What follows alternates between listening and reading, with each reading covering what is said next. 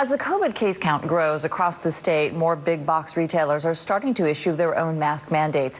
But who's enforcing these mandates, and how do you get shoppers to comply? That is proving to be a challenge for many businesses. Just this week, police say a man in Thurston County pulled a gun on a shopper who asked him to put on a mask. Thomas Patrick Quinn is following this for us. He has some details for us and joins us now live. Patrick, what did you find out?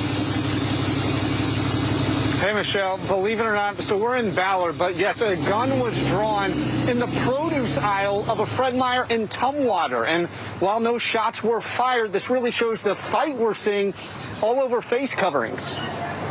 On Thursday around noon, Bernie Friedman shot this video at the Fred Meyer in Tumwater. And then they got him securely down but still struggling, and that's when I started videotaping. According to court documents, it took 5 officers to arrest a man who pulled a gun on a shopper after the shopper asked the man to, quote, put on a mask like the rest of us. The man refused, and when the shopper kept asking, prosecutors say the man pulled out his revolver and pointed it at the shopper's chest. No bullets were fired, and the man was arrested. He wasn't cooperating.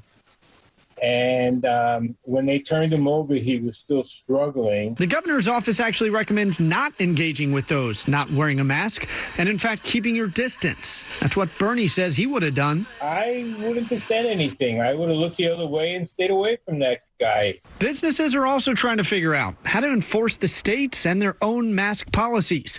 A spokesperson from Home Depot told me in an email, quote, it's too dangerous to forcibly or physically deny entry. That said, if a customer becomes combative or habitually refuses to comply, we'll take further action. In some cases, those customers won't be allowed to come back to the store. The governor's office told me the vast majority of shoppers and businesses are complying with the policy. In a recent study in Yakima, 95% of shoppers were wearing a mask.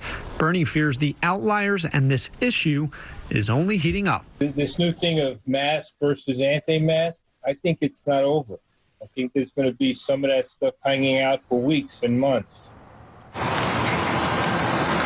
And the man who pulled out his gun, he now faces charges of 2nd and 3rd degree assault as well as resisting arrest. A judge yesterday set bail at $50,000. Meanwhile, Fred Meyer's and all Kroger grocery stores across the country, they'll have a new mask policy go into effect on Wednesday. In Seattle, Patrick Quinn, KOMO News. Patrick, thank you.